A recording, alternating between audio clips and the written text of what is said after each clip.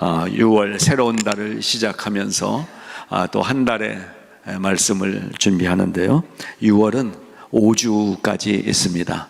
그래서 시리즈로 준비하는 한 달의 말씀 5번의 말씀을 준비를 했습니다. 주보에 보게 되면 주제를 희망의 말씀이라고 정했습니다. 말씀을 읽으면서도 살 희망이 없는 성도들을 보면서 하나님이 이 주제의 말씀을 주셨습니다. 그 중에 오늘 첫 시간 하나님의 거룩한 침투이란 제목으로 말씀을 나누도록 하겠습니다. 이사야서 말씀을 본문으로 하는데요, 이사야서 40장을 이 5주 동안 나눠서 보겠습니다. 오늘은 첫 부분 1절과 2절을 중심으로 하나님께서 우리에게 주시는 말씀을 듣고자 합니다. 이사야서는 별명이 있습니다. 구약의 복음서다 이란 별명이 있어요. 신약의 복음서는 뭐죠? 마태복음, 마가복음, 누가복음, 요한복음. 근데 구약의 복음서를 이사야서라고 얘기를 합니다. 그럼 복음서라고 얘기하는 이유는 무엇이냐? 복음이기 때문에 그렇습니다. 여러분, 복음은 무엇입니까? 복음은 죄인인 나를 위해서 하나님이신 예수 그리스도가 이 땅에 오셔서 내 죄를 다 도말하여 주시고 없애주시고 나를 구원해 주셨다. 그리고 나는 영원히 하나님과 함께 살 것이다. 이게 복음이거든요. 이사야서의 내용이 바로 그런 것입니다. 그래서 예수 그리스도의 구속 사역에 대한 여러 가지 예언들을 풍성하게 담고 있는 이사야서를 중심해서 이 한 달간 하나님의 말씀을 듣고자 하는 것입니다. 좀 길어요. 모두 66장이 됩니다. 66장 전체 긴 내용인데 이것이 절반으로 나눠지게 됩니다. 그래서 전기 이사야, 후기 이사야 이렇게 얘기를 하는데 1장부터 39장은 전기 이사야, 그리고 거기서부터 문장이 바뀌고 그 중심의 주제가 바뀌면서 40장부터 66장까지는 2기 이렇게 나눠지게 됩니다. 오늘은 바로 이 후반부가 시작되는 40장의 내용을 펼치면서 보게 되는데요, 1장부터 39장까지는 죄에 대한 지적, 그리고 이 죄를 어떻게 회복할 것이냐는 회개에 대한 이런 메시지들이 경고처럼 나오고 있습니다. 그래서 39장까지는 많이 좀 무겁습니다. 근데 40장이 열려지면서부터 뭐라고 등장이 됩니까? 너희 하나님이 이르시되 너희는 위로하라, 내 백성을 위로하라. 하나님의 위로가 임하는 말씀입니다. 이것이 이사야서 후반부의 말씀입니다. 사실 우리 다음 세대인 우리 자녀들, 그래서 두 번째 주일에 지난달 자녀 초청 주일로 우리가 자녀들을 초청했었고요. 그리고 임직식이 있었고요. 그리고 다음 달 마지막 주말에는 우리가 2박 3일간 전교인 수양회를 준비하고 있습니다. 이러한 교회의 일련의 행사들을 준비하고 진행하면서 제 마음에 계속해서 주시는 하나님의 도전이 있었습니다. 그것은 성령 충만이었습니다. 교회에서 너무나 익숙해진 단어이지만 나에게 별로 익숙해지지 않은 단어가 성령 충만인 것 같아요. 성경은 성령 충만을 얘기하는데 나는 교회를 다니는데 왜 나는 이렇게 아직도 충만함이 없는가, 이렇게 고백하는 성도들도 쉽게 만나볼 수 있습니다. 성령 충만. 그래서 이 한 달간 성령 충만을 생각하면서 말씀의 주제를 하나님께 구하고 있는데 이런 생각들이 제 마음에 들어오는 거예요. 너는 왜 뜨겁지 않으냐? 너는 왜 간절하지 못하느냐? 왜 적극적이지 못한가? 왜 좀 더 열심을 내지 못하고 있는가? 왜 자주 낙심하는가? 왜 순간순간 그렇게 절망하느냐? 그리고 왜 스스로 자조하느냐? 왜 슬프고 실망하느냐? 제 자신에게 들려오는 이 질문들을 받게 됐어요. 목사로서의 저의 모습이 있습니다. 그런가 하면 저도 한 성도로서의 모습을 가지고 신앙 생활을 하고 있습니다. 목사인 저에게, 하나님 앞에서 한 성도인 저에게 제 마음에 들려오는 이러한 질문들을 받으면서 준비를 하게 된 거예요. 이사야 39장까지 심판이 있을 것이다, 죄 때문에 너는 망할 것이다, 회개하지 않으면 죽을 것이다, 이러한 메시지들로 도전하시는 하나님의 음성이 한편에서 들려오는데요, 한편으로는 저보다 더 낙심해 있고, 저보다 더 절망하고 있고, 저보다 더 삶에 실망하고 있고, 저보다 더 무딘 심정으로 교회에 출석하고 있는 성도들의 모습을 보여주는 것 같았습니다. 그러면서 이사야서 6장을 다시 읽으면서 넘어가는데, 이사야서 6장에 우리 성도들의 모습이 오버랩되면서 이러한 모습이 파노라마처럼 지나가는 것을 느끼게 됐습니다. 이사야 6장 7절 8절의 말씀입니다. 여호와께서 이르시되 가서 이 백성에게 이르기를 너희가 듣기는 들어도 깨닫지 못할 것이요 보기는 보아도 알지 못하리라 하여 이 백성의 마음을 둔하게 하며 그들의 귀가 막히고 그들의 눈이 감기게 하라 염려하건대 그들이 눈으로 보고 귀로 듣고 마음으로 깨닫고 다시 돌아와 고침을 받을 수 있지 않을까 하노라. 이러한 말씀이 제게 들려오면서, 그러면서 그림처럼 이렇게 보이는 거예요. 화면의 저쪽 하늘에 덮인 구름들, 그 사이로 햇살이 쫙 비치는데요, 그 빛을 타고 일러스트레이션, 디자인된 그 글씨들이 있잖아요. 이 글씨들이 그 빛과 함께 구름 사이에서 막 내려오면서 이 말씀 글씨가 춤추면서 내려오는 것 같은 그런 느낌으로 바라보게 됐어요. 그 말씀이 13절, 이사야 6장 13절 말씀이었어요. 밤나무와 상수리 나무가 배임을 당하여도 그 그루터기는 남아있는 것 같이 거룩한 씨가 이 땅에 그루터기니라, 이런 글씨가 막 쏟아져 내리는 모습을 느끼게 됐습니다. 와, 그걸 보면서 제 가슴이 활짝 열리는 거였어요. 여러분, 지금 드린 이 이야기는 실제 이야기였습니다. 저지난주 제가 동부를 한 주간 다녀왔잖아요. 그 중에 수요일인가 버지니아에 있었는데 우박이 이만한 것들이 갑자기 막 쏟아지면서 비가 쏟아지는 날씨가, 오후에 그런 날씨가 됐어요. 그때 이 창가에 서서 창밖에 막 쏟아지는 비와 우박을 바라보면서 이렇게 그 막 글씨가 이렇게 내려오는 이러한 어떻게 보면 환상 같은 어떤 이런 그림들을 제가 느끼면서 제 마음에 생각이 들어오는 것이었습니다. 이러한 경험은 제 인생에 한 너댓 번 정도 있었던 것 같아요. 꿈도 아니고 환상도 아니고 어떤 느낌인데 막 그림처럼 보이는 것 같기도 하고. 여러분, 저는 어떤 신비주의자가 아닙니다. 근데 하나님이 이러한 경험을 몇 번 저에게 주신 것 같아요. 대표적인 경험은 저희 아버님 돌아가셨을 때인데요, 아버님이 사시는 아파트에서 그 아래로 이렇게 돌아서 내려가면 그 물이 흐르고 있고 파크, 공원이 있는 곳이에요. 근데 직접 이렇게 보이기도 하는데 실제 내려가려면 제 걸음으로 한 10여 분 걸어 내려가야 돼요, 돌아서. 근데 아버님이 마지막에 많이 이렇게 걷기가 힘드셔서 지팡이를 짚고 겨우 아파트 마당에 쓰레기통 있는 데까지 그 정도 겨우 걸을 정도였는데, 주일에 예배를 갔다 왔는데 아버지가 안 계시는 거예요.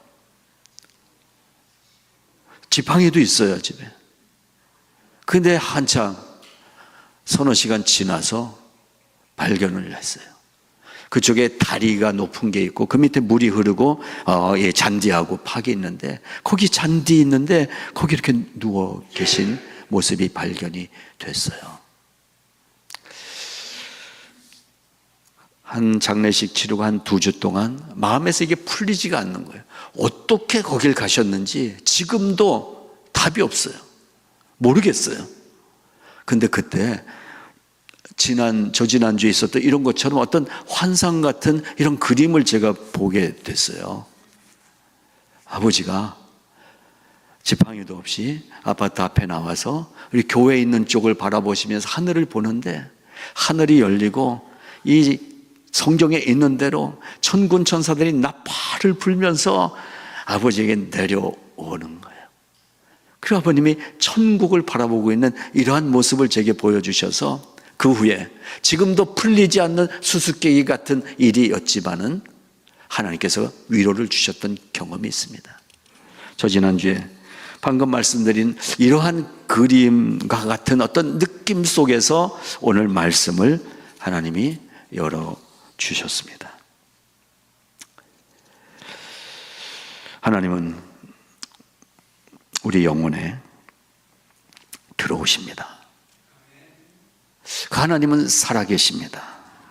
저는 그것을 경험하면서 이번 한 달 동안의 말씀이 수양회를 준비하는 말씀과도 연결이 돼 있고, 아까 말씀드린 저의 심정 속에 있는 그러한 어떤 부족함에 대한 갈망, 이런 것들을 우리가 함께 풀어가면서 새로운 은혜의 자리를 경험하자, 이런 말씀을 드리게 된 것입니다. 그루터기라고 말씀하셨잖아요. 우리가 뱀을 당했는데 그루터기는 남아있는 거예요. 우리 성화의 성도들이 이 시대에 이 그루터기의 사명을 하나님이 주시겠다라는 약속을 저는 받게 됐습니다. 그리고 이 말씀을 준비하는데요, 여러분, 높아심에 그래서 몇 가지를 이렇게 부탁을 드려야 되겠다 써놨어요.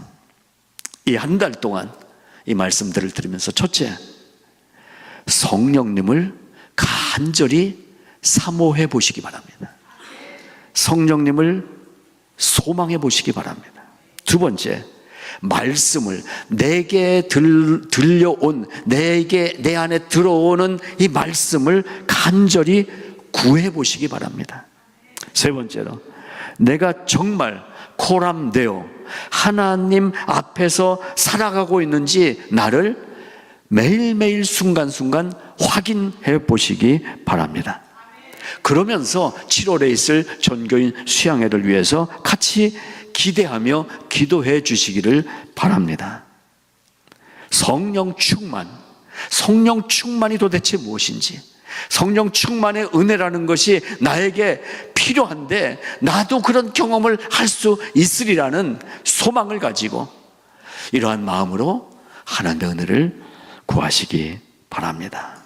준비하자라는 것입니다. 자, 희망의 말씀 시리즈, 이러한 큰 주제를 정했으니까 여러분께 정말 희망을 드리는 이 한 달의 말씀이 되기를 바랍니다. 오늘 첫 시간 제목, 여러 생각 중에 여러분 제목 어때요? 제목 멋있지 않아요? 멋있게 제목이 정해졌어요. 하나님의 거룩한 침투. 와, 여러분, 침투라는 말이 뭐예요? 침투하다. 전쟁 용어예요. 전쟁 용어. 그래서 수색대가 먼저 살금살금 들어가는 거예요. 침투에 들어가는 거예요. 그런가 하면 축구 경기에서 침투라는 말이 많이 나와요. 11명의 골키퍼 빼고 10명이 이 시합을 하는데 상대 공격의 골문 쪽으로 침투하는 선수가 있어요. 공격수죠. 센터 포워드일 수도 있고 라이트 윙일 수도 있고, 또 아니면 링커 역할을 하는 미드필더일 수도 있고, 어느 순간 이 뒤에서 볼을 잡았을 때 날쌔게 달려 들어가는 차두리가 있었어요. 요즘은 손흥민이 뛰어요. 이게 침투예요. 침투에 들어가서 골을 넣는 거, 이게 침투라는 것입니다. 그런가 하면 의학적 용어이기도 합니다. 침투하다. 우리가 코로나를 다 같이 통과한 세대들입니다. 그때 뭐가 우리에게 침투에 들어왔어요? 바이러스잖아요. 예?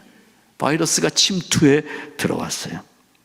침투라는 단어는 눈치채지 못하게 스며드는 상태, 그게 침투인 것입니다.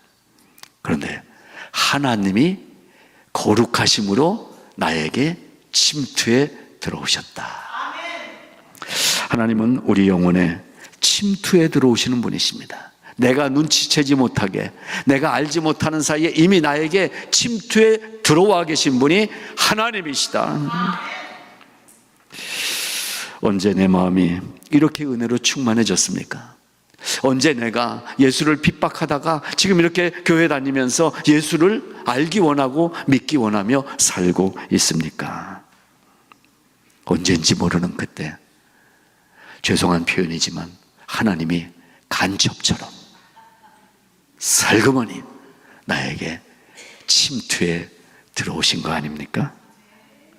우리 영혼에 스며들어와 계신 하나님을 이사야가 써내려가고 있어요.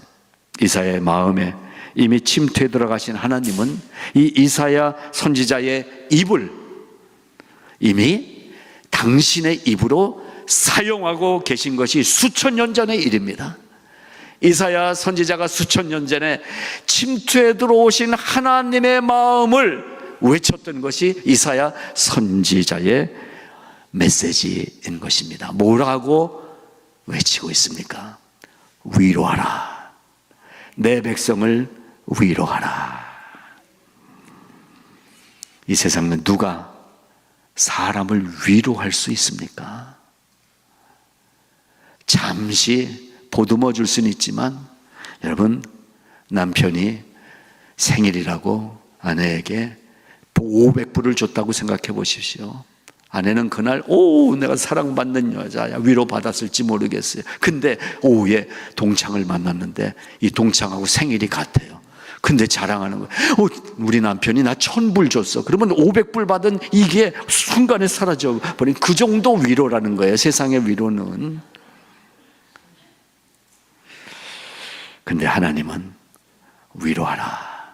하나님의 위로가 우리 안에 이미 들어와 있다는 사실을 믿으시기 바랍니다.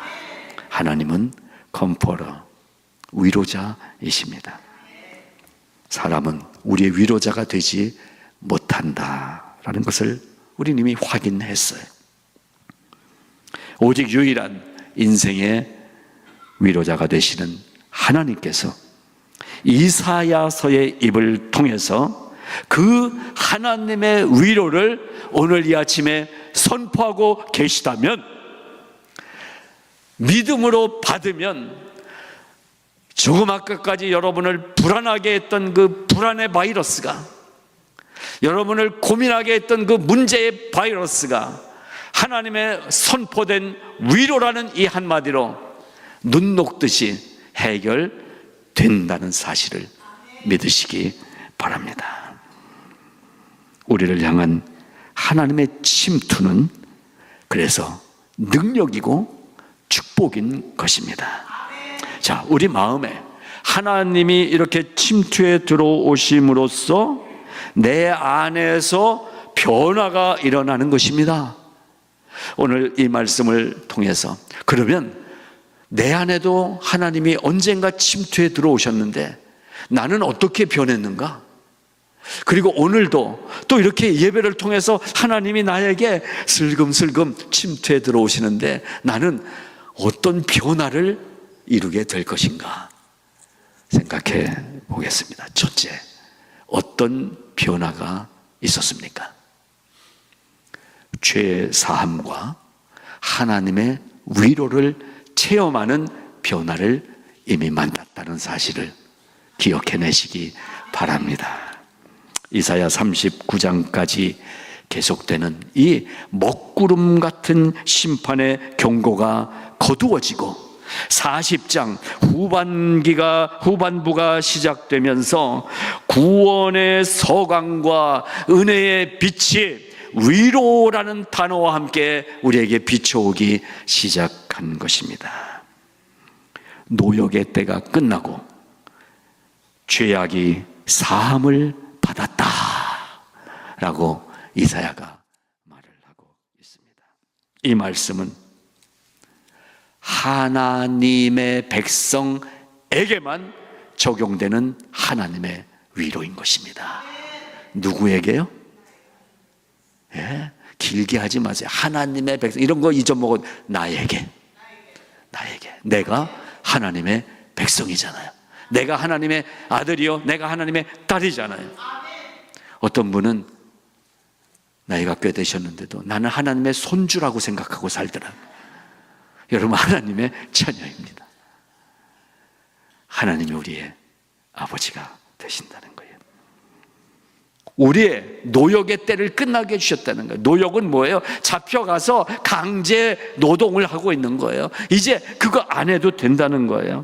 죄악이 사함을 받았다는 거예요. 나의 안에 있는 죄성이 이미 깨끗이 해결됐다라는 말씀인 거예요. 이 말씀은 바로 하나님의 백성에게만 주어지는 축복의 말씀이라는 사실을 믿고 그 말씀을 붙잡으시기 바랍니다. 그리고 하나님께서는 이 위로를 온 백성들에게 주시기 위해서 죄에 대한 대가를 2배나 이미 지불했다고 말씀하세요.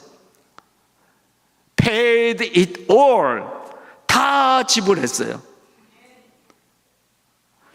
가끔 식당에 가게 되면 아는 분이 앉아서 식사를 하고 계시는 경우가 있어요. 근데 속으로는 좋지만 이제 표현은 못하는데 나갈 때 우리 테이블 음식값도 내고 나가셨다는 거예요. 할렐루야죠. 예. 페이했다는 거예요. 그때 고민이 생기더라고요. 팁도 냈나? 이제 이 얘기예요. 우리는 예수 믿으면서 우리가 구원받았다는데 하나님이 내 죄의 어디까지만 해결해 주신 줄 알아요. 팁까지 다 계산해 놨어요. 그냥 감사합니다 하고 들고 나가면 되는 거예요. 근데 자꾸 주저주저 하더라고요. 예수 믿으면서도 요거 아직 죄가 있는데 다 끝내셨다니까요. 다 지불하셨습니다. 그래서 완료 시제예요. 이 원어를 보게 되면 위로라는 말이 바로 그 뜻입니다. 위로하라라는 말이 나캄이라는 단어를 썼어요.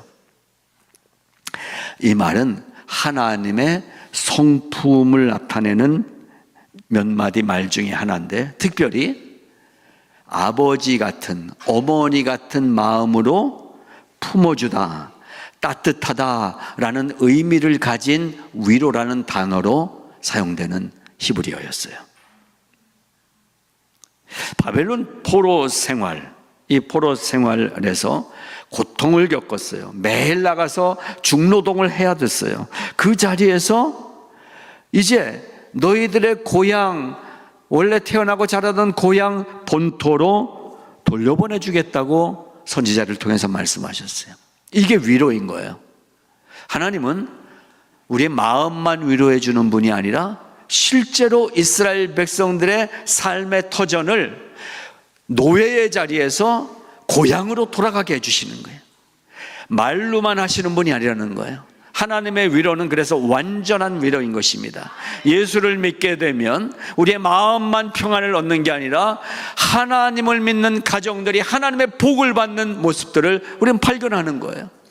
우리 가정들이 하나님이 주시는 마음의 위로와 그리고 삶의 위로가 실제로 임하는 축복을 받으시기를 바라는 것입니다. 그래서 하나님의 위로만이 참된 위로라고 성경이 가르쳐 주는 것입니다.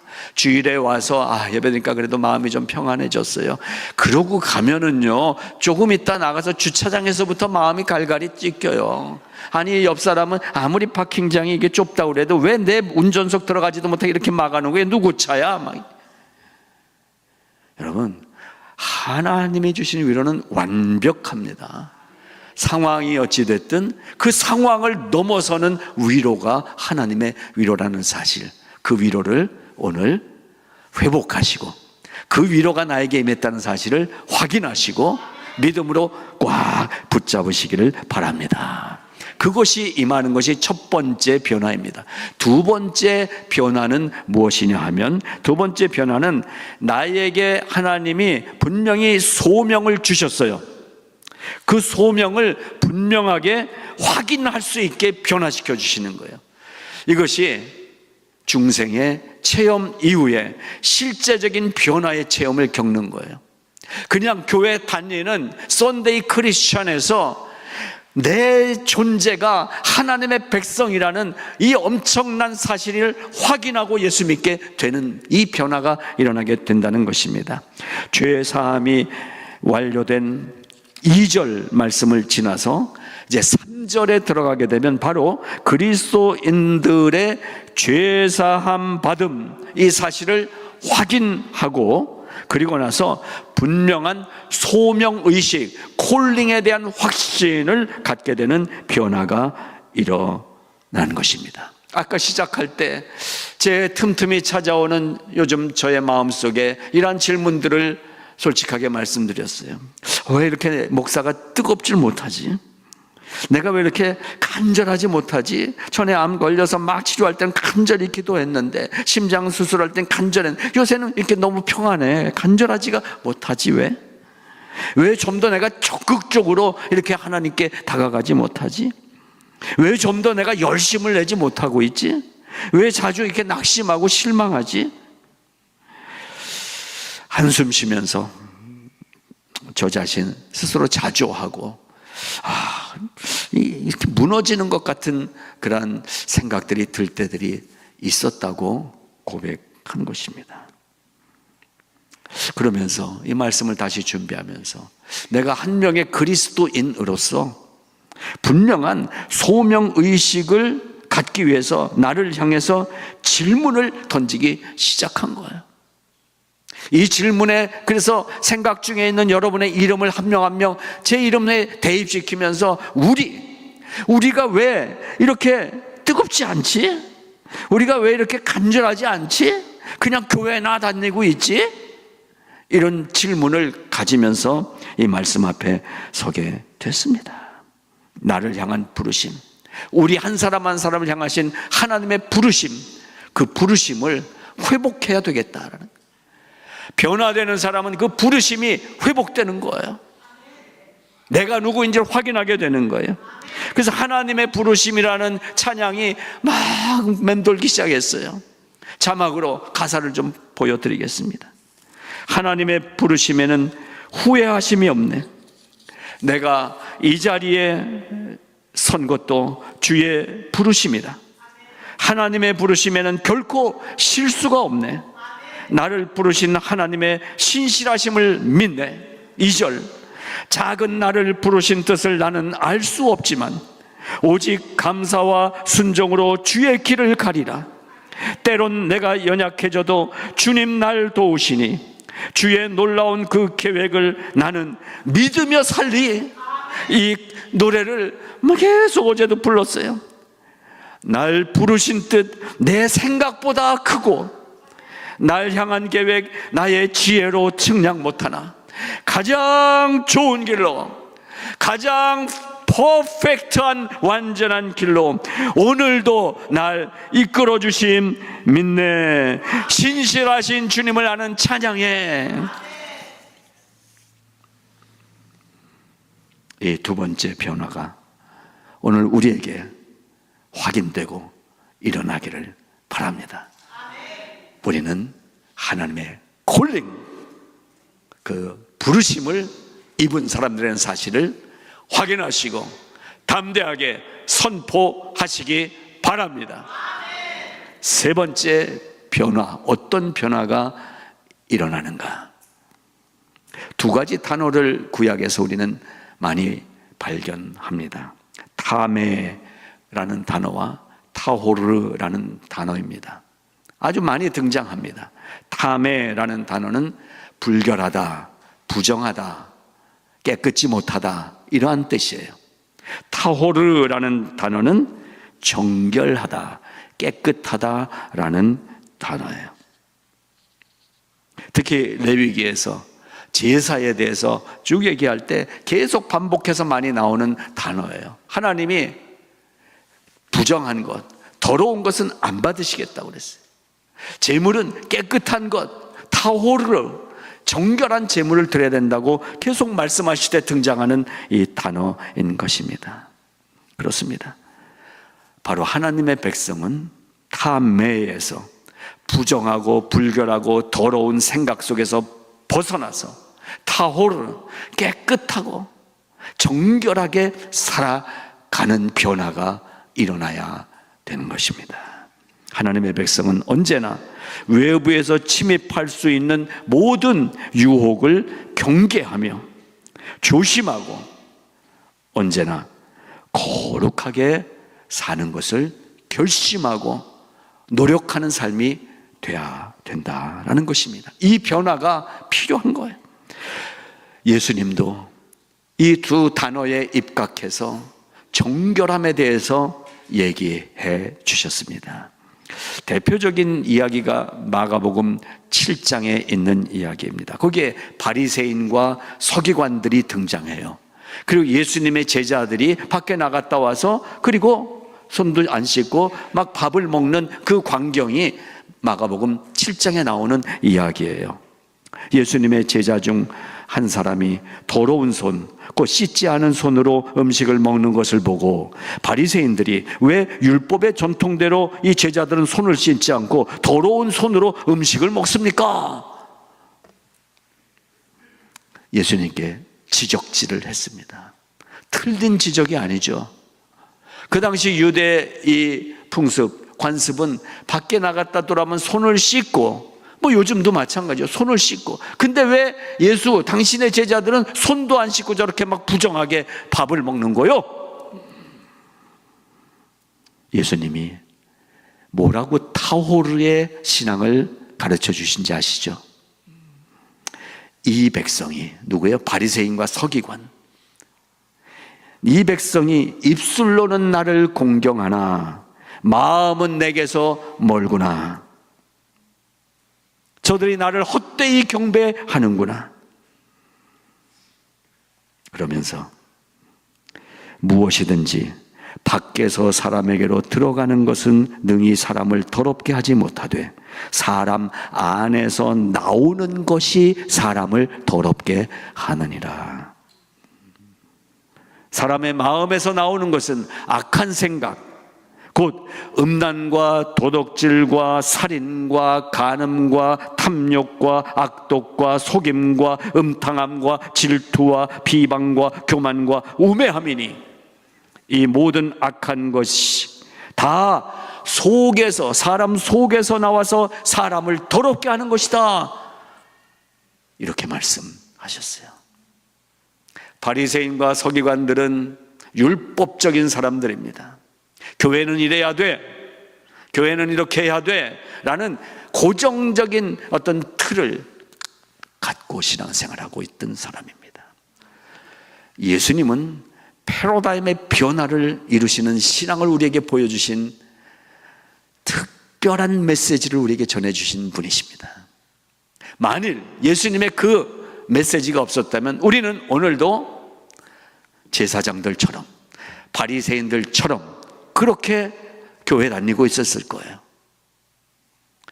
그래서 진리를 알게, 진리신 예수님을 알면 진리를 알지니 진리가 너희를 자유케 하리라.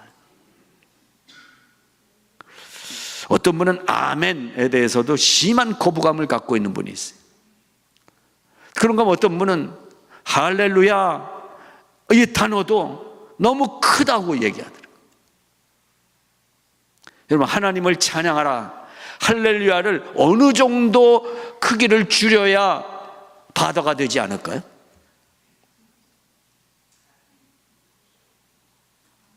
할렐루야, 할렐루야, 예.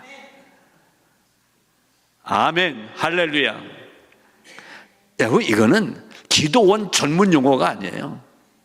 옛날에 뭐 강다리 목사님의 이런 막 가는 부흥사들의 그 특권적인 그 사람들만의 용어가 아니에요.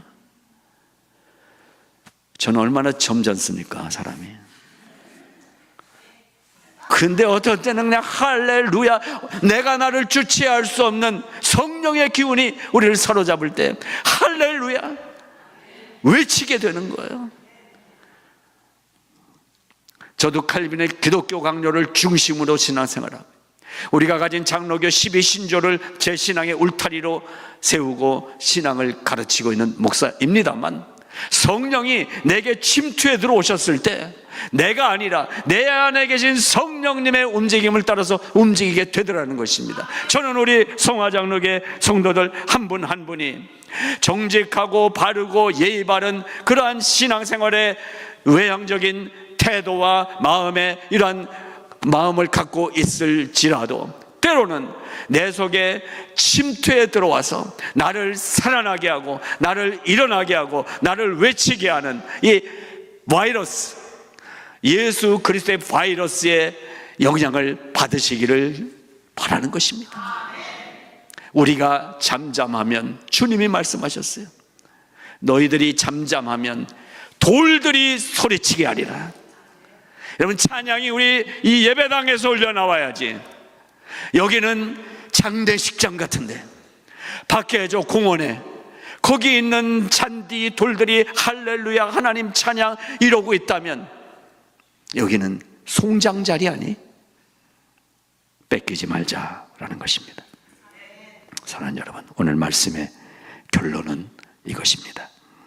우리가 깨끗하고 정결하고 거룩한 삶을 살기 위해서는 윤리, 도덕, 또 수양, 마음 수련 이런 것으로 될 수 없는 진짜 부분이 있다는 거예요. 바로 거룩하신 하나님이 직접 우리 안에 침투해 들어오시는 방법밖에는 우리가 참으로 거룩해질 수 없어요. 구약 백성들처럼 무엇을 먹었느냐, 무엇을 만졌느냐 이것으로 따지지 않고 내 안에 하나님의 주사기가, 내 혈관에 주사하신 하나님의 성품이 들어와서 비로소 참된 그리스도인의 소망을 가진 참된 그리스도인으로 살 수 있게 된다는 사실을 믿으시기 바랍니다. 그래서 내 마음을 하나님께 열어드려야 하는 것입니다. 여러분, 마음을 열어드리시기 바랍니다. 주 예수 대문 밖에 기다려 섰으나 헛되이 잠가두니 못 들어오시네. 혹시 내가 가진 예전부터 갖고 있는 그 생각 때문에, 그 내가 가진 어떤 신앙적인 편견 때문에 주님이 내 안에 침투해 들어오시는, 내 안에 흘러 들어오시는 주님을 거부하고 계시지 않습니까? 마음을 하나님께 여시기 바랍니다. 우리가 열지 않으면 아무리 전능하신 하나님이셔도 못 들어오신대잖아요. 하나님은 인격이신 분이세요. 그래서 강제로 우리를 막 문을 제껴서 뜯어내고라도 들어와 버리시는 분이 아니라 여러 상황과 환경과 주변의 사람들과 때를 하나님이 맞춰서 우리 마음이 열리도록 도와주고 계신 거예요. 근데 함께 일하기 원하셔서 안에서 고리를 열기를 기다리고 계시다는 사실을 기억하시기 바랍니다. 하나님께 여러분의 마음을 내려놓으십시오. 하나님 앞에서 무장해제하고 항복하십시오. 항복.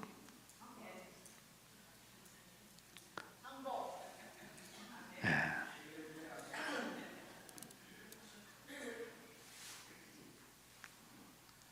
항복. 우리의 항복을 주님이 기다리십니다. I surrender all. All to Jesus I surrender. All to Him I freely give. I will ever love him, trust him. In his presence daily live. 이 찬양이 하나님 앞에서 오늘 우리의 마음속에 담아야 될 찬양입니다. All to Jesus I surrender. 나 항복이에요. 나 항복합니다.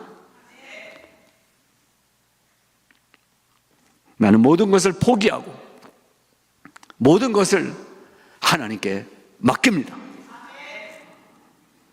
나의 복되신 구세주여, 당신에게 모든 것을, 나의 전부를 내어 드립니다.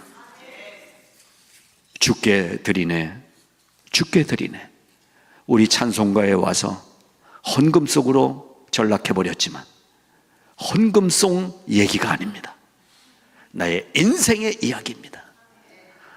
여러분, 하나님께 다 드리시겠습니까? 하나님께 다 바치시겠습니까? 하나님께 맡기시겠습니까? 그러면 항복. 몇몇 사람 항복. 버티다가 인생 괴로워져요. 항복! I surrender all. 내가 맡깁니다. 하나님 감사합니다. 선포하실 때 하나님이 나를 새롭게 변화시켜서 놀라운 인생을 살게 하실 줄로 믿습니다.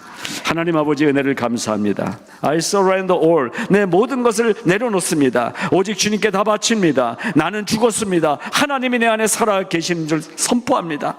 나를 살려주시고 나로 하여금 살려내게 하시고 나로 하여금 하나님의 뜻을 이뤄가는 동력자들이 되게 하여 주시옵소서. 아버지 하나님, 내가 모르게 슬며시 내 안에 들어와 계신 성령님 감사합니다. 나로 하여금 성령으로 살게 하여 주시옵소서. 예수님의 이름으로 기도드리옵나이다. 아멘.